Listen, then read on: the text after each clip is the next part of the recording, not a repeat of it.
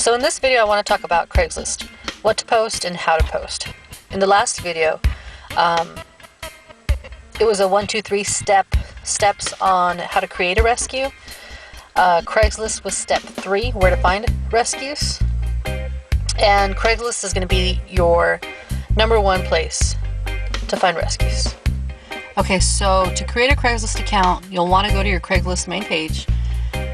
Click on My in the upper left corner, click on My Account. After that, you're going to click on Create Account. After that, it'll ask for an email. Enter your email. It'll then send you a link to that email. Click on the link. It'll ask for a password. Enter password, confirm password.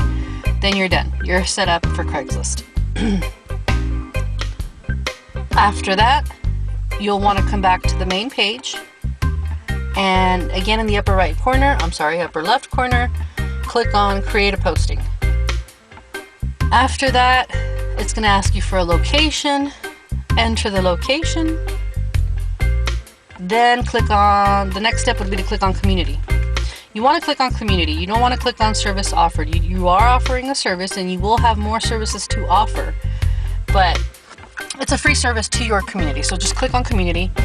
If you click on some of the other stuff, it'll probably ask you for a fee. So click on Community. After that, it's pretty self-explanatory. I think you click on Pets. Notice next to Pets, it says no animal sales or breeding. Rehoming with small adoption fee is okay. Yeah, no one follows that. Everything you see on Craigslist is nothing but backyard breeders and sales. It's insane. And then the small adoption fee, yeah, right. Just saying. So click on Pets. Then the next step is going to ask you for a posting title and a description and your zip code. So enter your posting title, enter your zip code, and then you're ready to do your description. So I see a lot of ads where people talk about why they want to rescue reptiles. They talk about how they're either a stay-at-home parent, or they're retired, or they're a student wanting to rescue animals because they have such a passion for them. Things like that. That's all great. But I will leave that for your Facebook story. Keep it simple and to the point on Craigslist.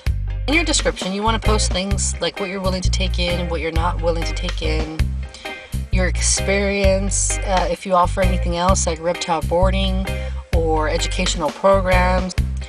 So I'm going to put my Craigslist ad description in the description down below in the video. If anybody wants to use it, you can copy and paste it. Just change it to your experience and what you're willing to take in and not take in, and make it work for you. But if it helps to give you an idea, or if you want to use it, by all means, go right ahead. Notice in our description, I do mention down at the very bottom that donations in the form of supplies are always welcome and much appreciated. I will tell you, you do not need money to start a rescue. You do not need to go out and purchase tanks and fixtures and decor or any of it. I think I'm going to say about 90% of what I have in my house have all been donated. Tanks, fixtures, decor, feeding bowls. I mean, a ton of stuff has been donated. And I do want to show you everything, because that's the other thing. And that's probably something I'm going to make a video in itself about. That's something I want to talk about, because a lot of the stuff that we've had donated, for example, we've got tanks that are broken. We have tanks that are burned. We have tanks that are melted. We have tanks with no screens. We've gotten light fixtures with black tape on them. We've gotten light fixtures homemade, broken. The list goes on. So yeah, a lot of the donations you get will be used, but you can still use them, and I'll show you how I did. I don't have the money to go out and purchase all these things. My money goes to feeding the animals, to buying light bulbs, to the electric bill, that sort of stuff. I don't Paper towels, like that's probably the one thing that I purchased the most are paper towels. So in addition to posting ads like this with this description, I also post a few other ads. I'll post one talking about donations, asking anybody if anyone has any pet donations they want to get rid of, new or used, that we'd be willing to pick them up. I'll also post ads on the educational programs. We don't charge for our educational programs. We want more schools to get involved, but that is definitely something you can charge for. It's another way of fundraising, which we'll get into in another video, but you can definitely charge for school programs as well. The other thing I'll post about are birthday parties. Again, another fundraising idea. Birthday parties are amazing. They are so much fun.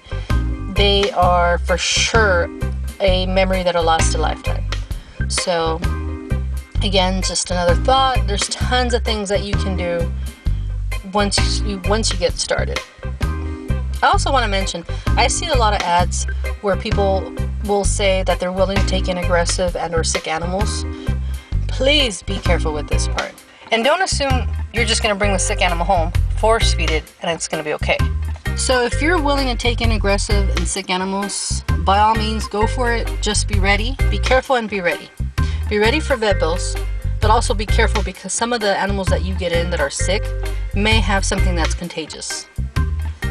Highly contagious even. And you don't want to spread that throughout your rescue. You want to be super careful. That said, having a quarantine area is ideal. Now I know some of you probably won't have, you'll probably have a reptile room or a reptile space. You may not have a separate room to dedicate to a quarantine. If that's the case, I also want to make another video on how you can set up a quarantine area. If you don't have, say, a separate area you can put it in. So after you've put your description in, your posting title, and your zip code, the next step is going to be to add images. You want to add images. You definitely want to add images. Some people filter out ads with no images on Craigslist, so you for sure want to add images.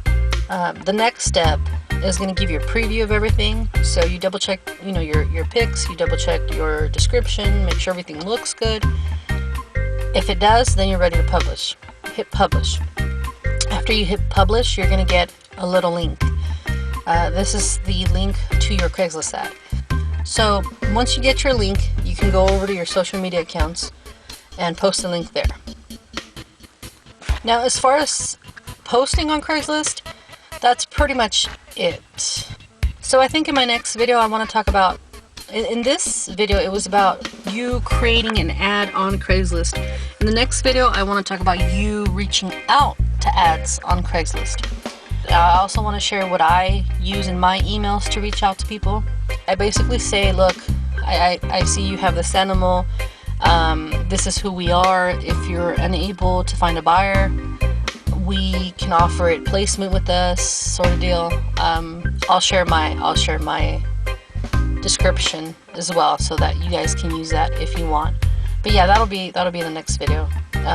So in this video, it's just about how to and what to post on Craigslist. So keep it simple, keep it straightforward, keep it detailed, to the point.